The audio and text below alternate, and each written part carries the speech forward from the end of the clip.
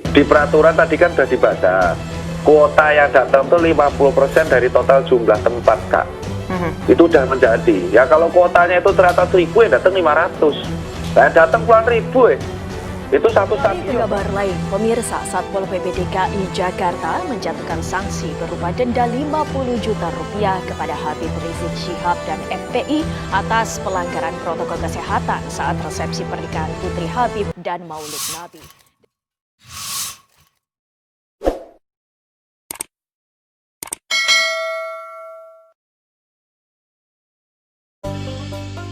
Ada suka, ada duka, ada kenangan, ada masa depan. Gua yakin kita semua punya cerita yang unik dan menarik selama ini.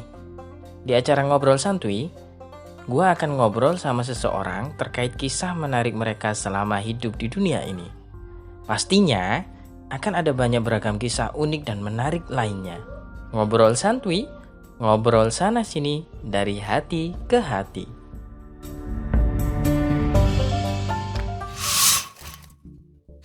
Assalamualaikum warahmatullahi wabarakatuh. Hai mitra muda semuanya, kembali lagi bertemu sama Gilang di acara Ngobrol Santuy, ngobrol sana sini dari hati ke hati. Wow, nggak terasa juga ya mitra muda semuanya, kita sekarang sudah ada di segmen berikutnya. Sudah ada di episode terbaru lagi di podcastnya Gilang Purnama ini. Nah, untuk saat ini juga nanti akan Gilang upload juga.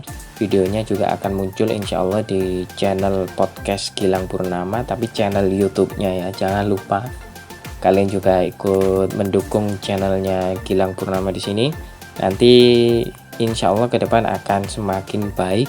Insya Allah akan semakin ada video-video terbaru. Video-video apa saja ya nanti deh, kalian juga pastinya akan penasaran penisirin. Penasaran penisirin. Ini ada informasi yang terbaru ini mitra muda. Di kesempatan kita kali ini di sini ada beberapa video yang perlu sebenarnya kita reaction lagi. Kira-kira bagaimana menurut pendapat mitra muda semuanya. Nah, untuk episode kali ini kita tidak jauh dari beberapa informasi yang terkini, terupdate, yang sekarang lagi viral, yang lagi viral-viralnya ini. Ini kemarin sempat ya di tanggal 14 sampai 15 ini sedang dihebohkan lagi. Dihebohkan lagi kenapa lagi? Ini ada informasi terkait yang ada hubungannya dengan protokol kesehatan. Kalau kemarin ada kisah kedatangan Habib Rizik Syihab ke Indonesia itu menuai pro dan kontra. Nah, sekarang pun belum usai kedatangan beliau di Indonesia, ada lagi. Ini informasi yang kayaknya nggak kalah menarik juga. Ini perlu kita bahas dan kita reaction lagi. Kira-kira bagaimana pendapat para mitra muda semuanya? Nih, bisa Anda simak dan saksikan. Pimpinan Front Pembela Islam Habib Rizik dikabarkan menikahkan putrinya pada Sabtu 14 November 2020. Tersiar kabar putri Habib Rizik, Syarifah Najwa Shihab, akan menikah di markas besar FPI. Terlihat kesibukan sejak Jumat malam 13 November 2020 di kawasan Petamburan. Dilansir oleh tribunnews.com, terlihat sejak tadi malam tenda mulai dipasang. Rangka tenda didirikan di Jalan KS Tubun, tepatnya di salah satu jalur menuju ke Tanah Abang. Pantauan Kompas.com pada Jumat 13 November 2020, pukul 20:40 waktu Indonesia Barat, jalur mulai ditutup. Penutupan satu jalur dilakukan di Jalan KS Tubun sebelum Gang Petamburan 3 hingga Rumah Sakit Pelni. Kendaraan yang menuju ke arah Tanah Abang mulai melintas di jalur menuju ke arah Selipi. Harun, salah satu pekerja pemasangan tenda, mengatakan bahwa tenda yang dipasang di Jalan KS Tubun memiliki panjang 200 meter. Menurut Harun, warga masih bisa melintas di sepanjang Jalan KS Tubun sebelum pukul 13 waktu Indonesia Barat. Adapun acara pernikahan dari putri keempatnya akan berlangsung sekitar pukul 18 waktu Indonesia Barat.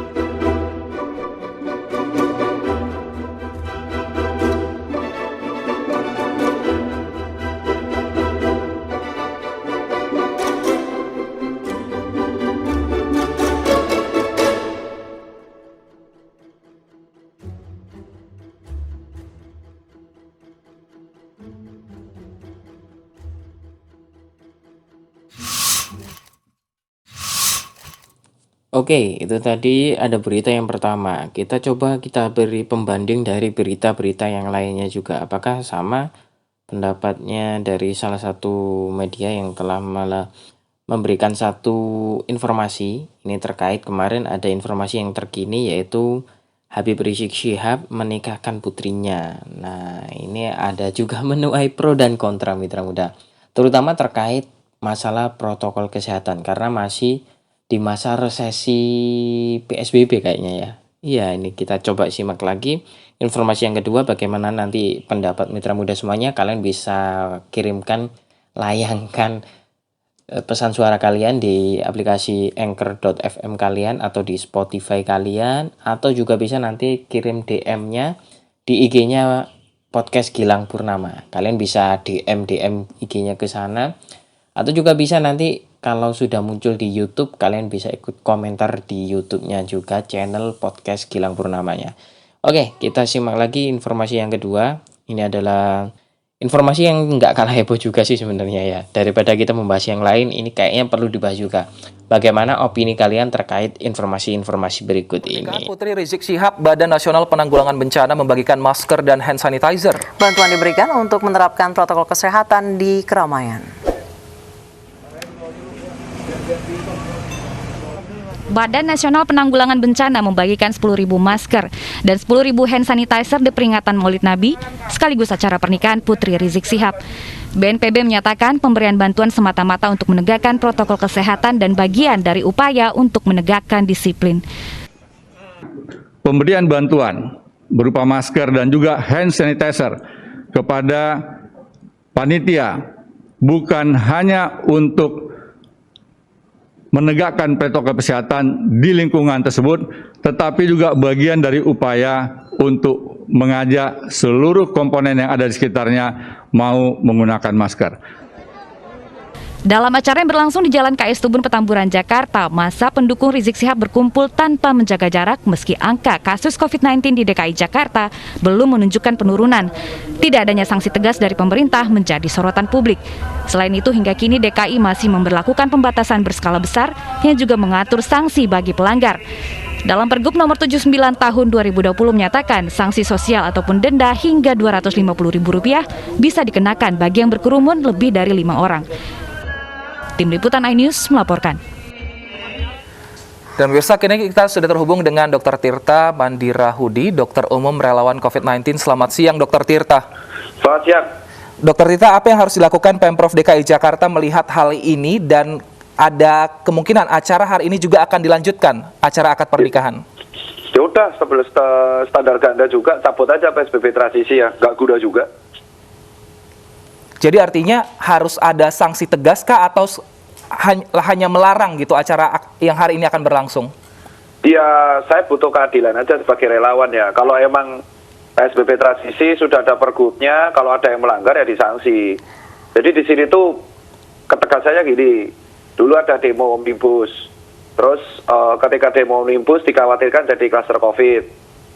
Terus habis itu yang kedua, orang rame-rame ngeritik tentang kerumunan-kerumunan di kafe-kafe Jakarta, lalu Bekasi.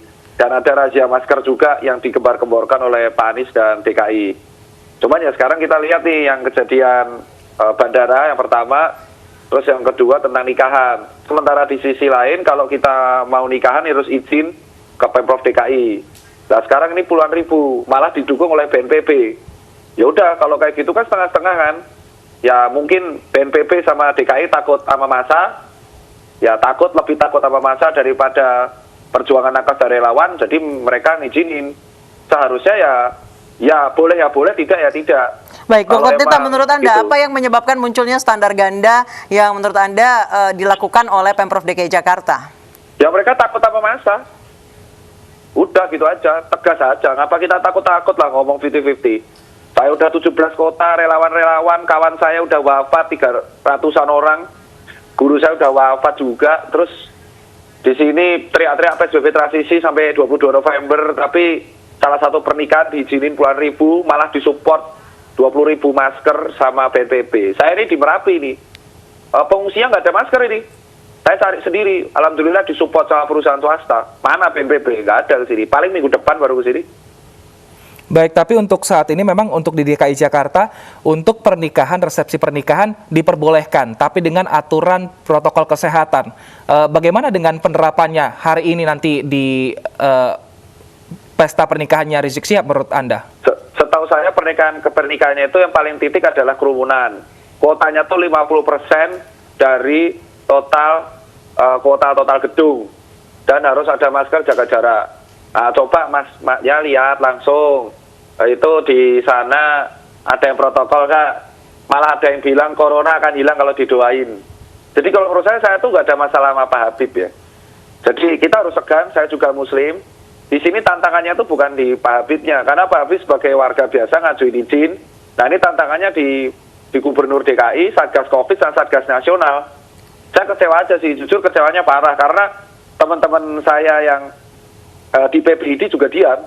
Ya udah kalau emang semua diam karena mereka takut digeruduk atau takut massa, ya udah. Ya kalau gini kan standar ganda. Ternyata Satgas Covid takut sama ormas. Ya wis, udah gitu aja lah. Baik. Dokter Tite, jika saya mau wawancari kemarin dari Ketua Panitia Acara Maulidan dan Akad Nikah, alasan mereka adalah mereka sudah menerapkan protokol kesehatan dengan menerapkan orang-orang juga yang menjaga, kemudian dan satu lagi tidak bisa melarang masyarakat yang ingin mengungkapkan kerinduannya kepada sosok Rizik Syihab dan tidak bisa mengendalikan mereka. Menurut Dokter Tite, apa sih yang seharusnya dilakukan tokoh-tokoh masyarakat yang seharusnya ya punya tanggung jawab lebih untuk mengimbau umatnya? Jadi kalau dari saya sih, saya sekali lagi nggak ada masalah sama FPI dan Pak Habib ya. Mungkin beliau sudah tidak lama di Indonesia, jadi pulang banyak pendukungnya yang pengen lihat.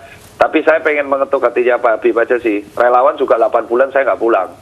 Itu yang pertama. Jadi mohon panitia juga menahan diri lah.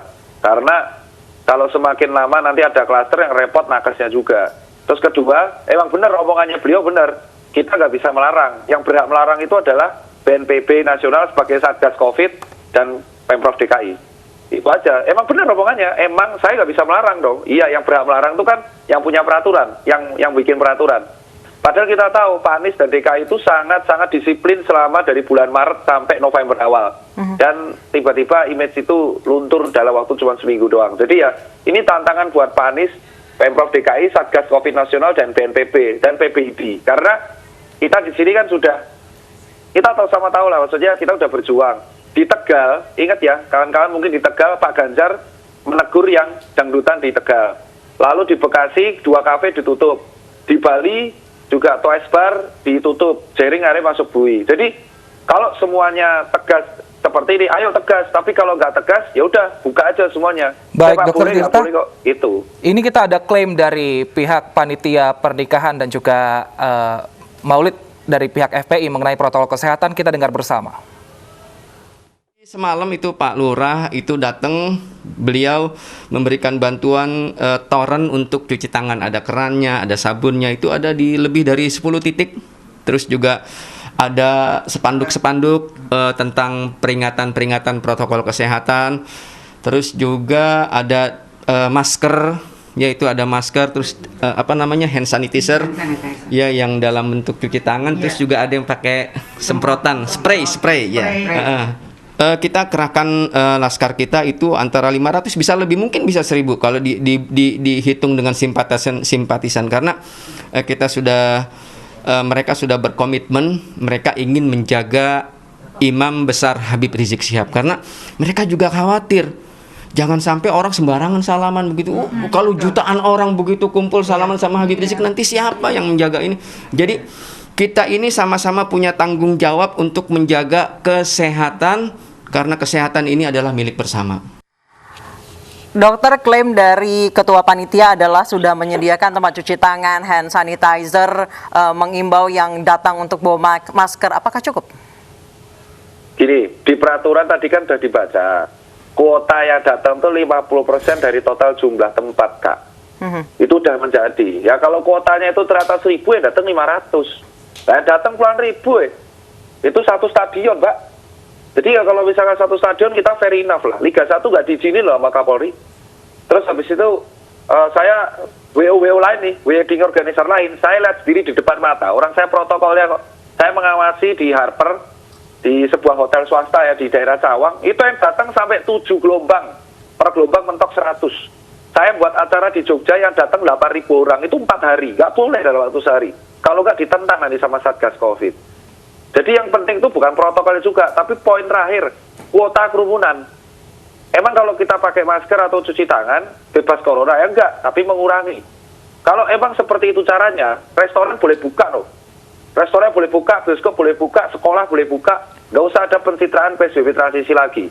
Karena kita sudah kecolongan di satu hal ini. Baik, Dr. Tirta, untuk saat ini perlukah Pemprov DKI Jakarta mengadakan swab test atau rapid kepada para jamaah yang hadir pada saat itu?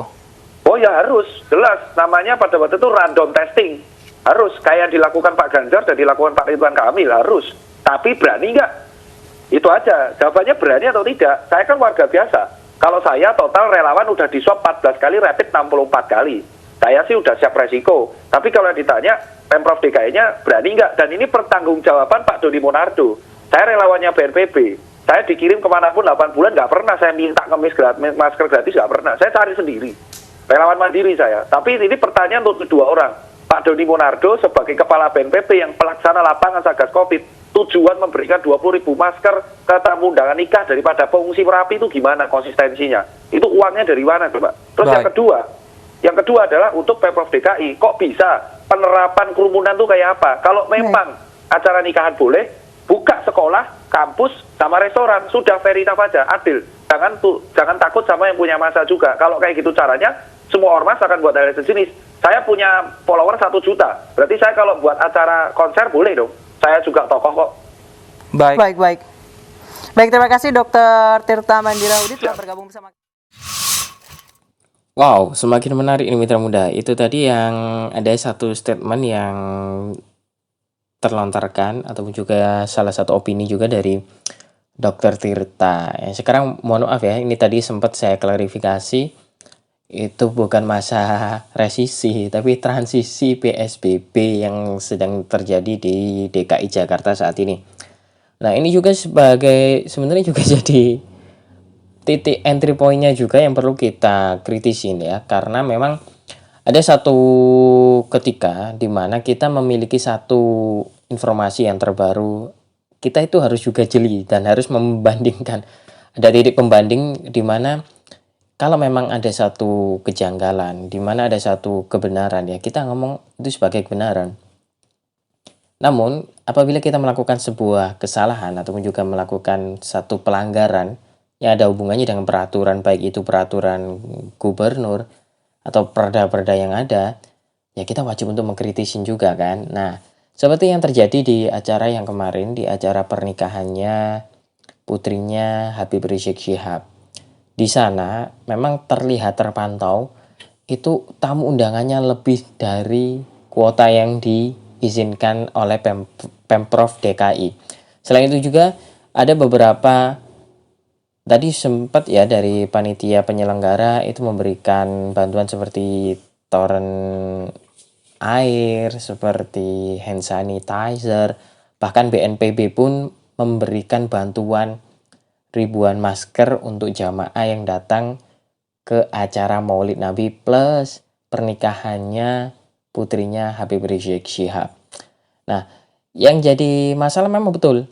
Ini kalau dari segi Habib Rizik Syihab seperti yang disampaikan oleh Dr. Tirta tadi, salah seorang relawan dari Satgas COVID-19, yang disampaikan beliau itu memang betul. Jadi yang berhak untuk melarang itu ya Pemprov DKI-nya plus Satgas COVID-nya, BNPB terutama ini. Ternyata kita lihat sendiri acaranya bisa berlangsung seperti itu. Dan yang sebagian besar juga yang menjadi ini sorotan warganet dan netizen, yaitu berjubelnya massa dan juga bagaimana kita mau mengatur jaraknya 1 meter minimal dan lain-lain. Itu banyak sekali pelanggaran protokol kesehatan terkait acara tersebut. Nah, ini ada lagi berita yang terbaru lagi bahwa di acara tersebut ternyata Habib Rizik Syihab mendapatkan bukan hanya teguran tetapi sanksi berupa denda sebesar 50 juta. Apakah betul? Kita simak beritanya berikut ini. Beralih ke kabar lain, pemirsa, Satpol PP DKI Jakarta menjatuhkan sanksi berupa denda 50 juta rupiah kepada Habib Rizik Syihab dan FPI atas pelanggaran protokol kesehatan saat resepsi pernikahan Putri Habib dan Maulid Nabi. Denda itu juga sudah dibayar lunas oleh Habib Rizik dan FPI.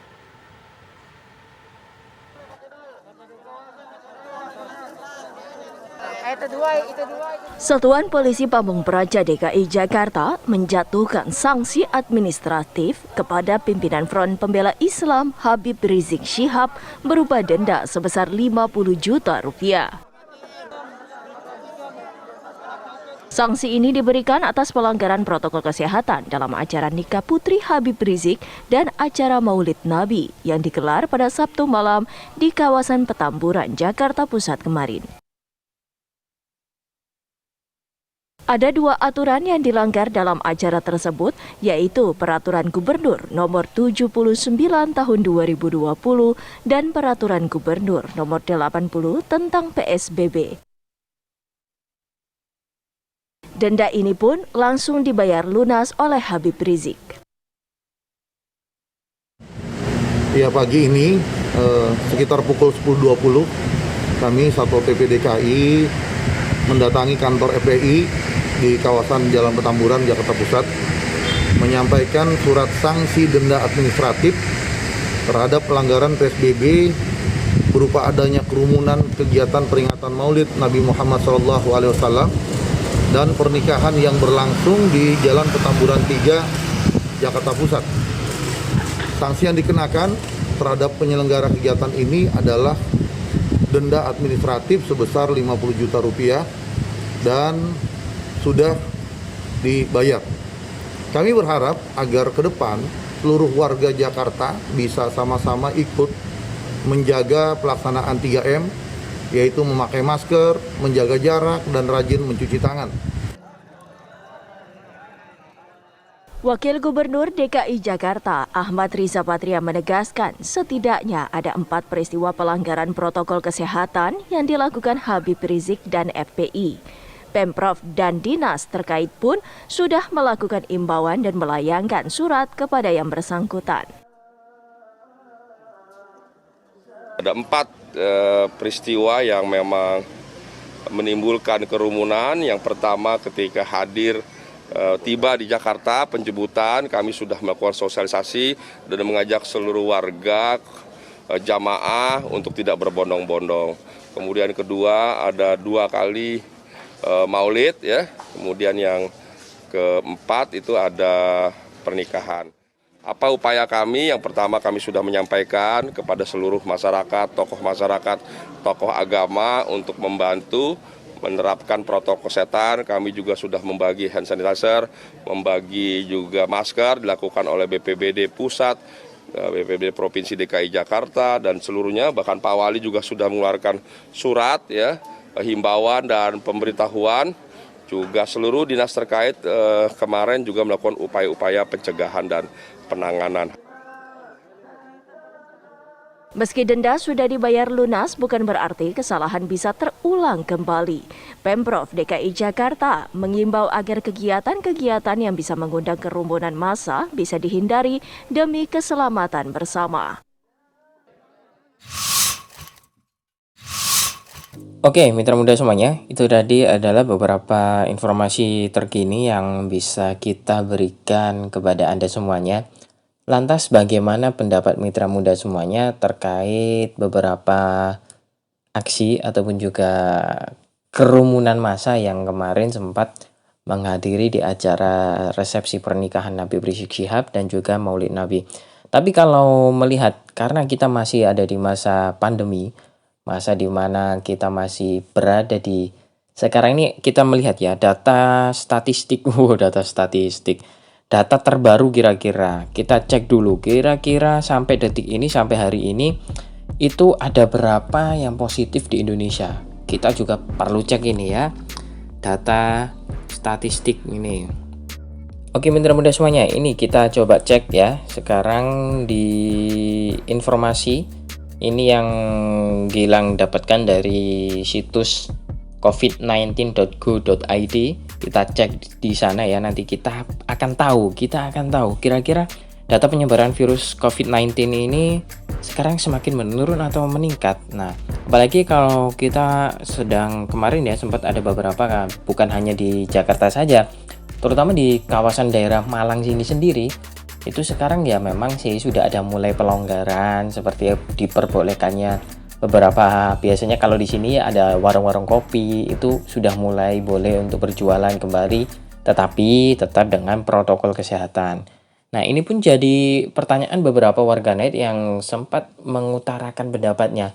Nah, kalau di acaranya si Habib Rizik saja boleh seperti itu, kenapa hotel, kenapa restoran, kenapa tempat wisata dan lain-lain kok tidak boleh dibuka? Seharusnya kan boleh dibuka nih. Nah, opini-opini seperti ini kira-kira ini bagaimana pandangan menurut pandangan mitra muda semuanya? Kalian bisa ulaskan, kalian bisa kirimkan opini kalian.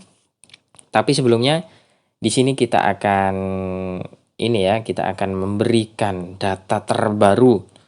Ini data terbaru hari ini. Sebaran virus COVID-19 ini yang global, ini secara global, sumbernya dari WHO. Last update ini tanggal 15 November 2020. Di negara sendiri itu terkonfirmasi, itu dari 220 negara, terkonfirmasi itu sekitar 53.766.728 kasus. Dan yang meninggal itu ada sekitar 1.308.975 jiwa. Jadi ini bukan main-main, mitra muda. Ini juga bukan sesuatu yang ya bisa dikatakan katanya ini adalah bisa dikatakan virus-virusan. Ini hanya flu biasa dan lain-lain. Ya mungkin kalau bagi Anda yang belum merasakan bagaimana perjuangan para Satgas COVID-19, baik itu yang ada di lembaga kemanusiaan, bagaimana itu perjuangannya dokter-dokter yang ada di rumah sakit. Kita lihat sendiri saja, di Malang sendiri, rumah sakit rujukan COVID-19 itu pasiennya meluber banget tuh mitra muda. Itu bagaimana penanganannya? Ini sebenarnya kan, ini seharusnya yang harus kita jaga bareng-bareng, kita jaga bersama, karena apa? Nanti kalau ada klaster baru, nanti kalau ada istilahnya pasien baru, sampai meluber, sampai siapa lagi yang direpotkan kalau bukan tenaga medis kita yang ada di sana yang sebagai garda terdepannya. Jadi marilah kita bareng-bareng, marilah kita sama-sama saling menjaga, baik itu dari diri kita sendiri, masyarakat, dan juga terutama simpatisan-simpatisan yang kemarin sempat juga ikut di acaranya Habib Rizik Syihab. Mari kita bareng-bareng, kita sama-sama menyadari bahwa COVID-19 ini adalah musuh kita bersama. Jadi bukan hanya diri kita sendiri, tetapi kita juga menjaga agar orang lain tidak tertular oleh datangnya si virus itu sendiri. Nah, sedangkan di Indonesia, itu yang terkonfirmasi positif, itu ada 467.113 jiwa ataupun juga kasus ya, istilahnya seperti itu. Yang sembuh terkonfirmasi 391.991. Nah, sedangkan yang meninggal dunia itu sekitar 15.211. Ini yang menjadi data statistiknya dari Satgas COVID-19 yang Gilang ambil dari situs covid19.go.id. Ini update terakhir tanggal 15 bulan 11 tahun 2020. Jadi ini updatean yang terbaru. Ini situasi virus ya, ini ya. Situasi pemetaan virus COVID-19 ini. Ini yang ada di peta sebaran, kita lihat ya. Ini peta sebaran yang sekarang sedang terjadi di Indonesia. Itu loh. Ini benar-benar kasus yang sebenarnya kita tidak boleh mensepelekan juga ya sebenarnya, karena kita mungkin belum terkontaminasi, mungkin diri kita sendiri belum tahu apakah kita memang memiliki riwayat-riwayat ataupun juga kontaminasi dari sebaran virus tersebut. Tapi lebih baik, alangkah baiknya kita juga menjaga dan ya kalau bisa ya menghindari lah seperti itu. Ini ya, jadi yang dari situs covid19.go.id ini ada 467.113 terkonfirmasi, kurang lebih 4.106 kasus ya, itu sudah mulai terkonfirmasi. Ini ada 59.911 kasus aktif atau sekitar 12,8% dari yang terkonfirmasi. Ada juga 391.991 yang sembuh dari 83,9% dari yang terkonfirmasi. Ini juga ada yang 15.211 yang meninggal 3,3% dari yang terkonfirmasi. Itu yang tersuspek itu ada 63.380. Wow. Ini ya dari 34 provinsi kita cek lagi. Jumlah kasus yang terjadi di DKI Jakarta itu ada sekitar 118.627 kasus. Ini bukan main-main loh ya. Ini benar-benar terkonfirmasi. Tapi di Jawa Timur sendiri itu ada sekitar 56.286 kasus. Dan juga di Jawa Barat ada 44.491, Jawa Tengah itu 43.444, di Sulawesi Selatan ada 19.335, ada di Sumatera Barat dan lain-lain, itu masih banyak sekali. Anda bisa mengakses ya nanti di situsnya covid19.go.id. Itu adalah situsnya milik pemerintahan Indonesia, terutama penyebaran Satgas COVID-19 yang ada di kawasan seluruh Indonesia. Jadi nanti kita bisa tahu mana-mana saja peta penyebaran virus tersebut. Wow, ini ternyata bukan main-main mitra muda. Ada sebagian yang menganggap ini adalah virus buatan. Ada yang menganggap ini tidak berbahaya. Ada yang menganggap ini biasa-biasa saja. Tetapi yang jadi poin utamanya bukan di situ saja mitra muda. Kita melihat perjuangan para relawan. Kita melihat perjuangan para tenaga medis yang ada di depan mata kita lah. Kita melihat saja yang ada di kawasan-kawasan rumah sakit rujukan COVID-19 yang ada di, nggak usah jauh-jauh ke Jakarta, ke Malang saja. Itu sudah sangat meluber banget. Ada yang ada di RSA, Saiful Anwar, ada di Lavalette, yang ada di mana-mana. Itu sangat, ya Allah, itu kita melihatlah perjuangan mereka. Kita hargai perjuangan para tenaga medis kita. Jangan seolah-olah kita memandang sebelah mata bahwa COVID ini ya seperti flu biasa lah. Oke, kalau ada yang memandang seperti itu, kita lihat sendiri tenaga medis kita benar-benar ada yang meninggal. Tenaga medis kita yang tiap hari bersentuhan langsung dengan para korban, yang setiap hari mengurus dan merawat mereka, dan mereka harapannya sama-sama hidup. Mereka berharap sama-sama sehat, mereka berharap sama-sama bisa berkumpul dengan keluarga mereka. Tetapi qadarallahnya ada tenaga medis yang meninggal, ada perawat yang meninggal. Itu menandakan apa? Bahwa virus ini memang benar adanya. Virus ini memang benar-benar ada nyata, tetapi kita tidak tahu seberapa besar impact-nya kepada masyarakat, seberapa besar efeknya kepada orang yang sudah terkontaminasi virus tersebut. Maka dari itu, yuk kita bareng-bareng di sini Gilang juga mengajak mitra muda semuanya, kita patuhilah dulu peraturan protokol kesehatan, kita patuhilah peraturan pemerintah. Dalam artian apa? Dalam peraturan yang baik, terutama menjaga jarak, memakai masker, kalau memang ada hand sanitizer ya pakai hand sanitizer. Tapi kalau tidak ada ya minimal mencuci tangan dengan sabun. Itu adalah langkah-langkah yang efektif untuk mencegah penyebaran virus tersebut. Karena kita tidak ada yang tahu siapa yang terkontaminasi. Bisa jadi diri kita sendiri, anak kita, istri kita, ataupun juga keluarga kita, atau bahkan lingkungan di sekitar kita. Kenapa sih? Kan tidak ada salahnya kita melakukan upaya yang preventif, kita melakukan upaya-upaya untuk menyelamatkan diri kita dan orang lain dan orang-orang yang ada di sekitar kita. Nah, kembali lagi seperti topik kita yang seperti yang sudah Gilang sampaikan tadi, bagaimana pendapat kalian terkait informasi-informasi yang sudah Gilang sampaikan di kesempatan kita kali ini. Silakan opini kalian bisa kalian kirimkan melalui DM melalui Instagramnya Podcast Gilang Purnama, atau bisa juga kalian kirimkan melalui pesan suaranya di aplikasi Anchor.fm kalian atau di Spotify kalian, atau juga nanti bisa kalian ikut komentar di channel YouTube-nya Podcast Gilang Purnama. Jangan lupa ya, kalian subscribe di sana, ada channel, cari channel Podcast Gilang Purnama. Oke, mungkin untuk saat ini itu dulu yang bisa Gilang sampaikan. Nanti kedepannya seperti apa, perkembangan seperti apa, informasi terbarunya, kalian tetap stay tune saja di channelnya Podcast Gilang Purnama. Terutama kita masih tetap di acara Ngobrol Santuy, ngobrol sana sini dari hati ke hati. Oke, untuk saat ini itu dulu yang bisa Gilang sampaikan. Selamat bekerja, selamat beraktivitas mitra muda semuanya.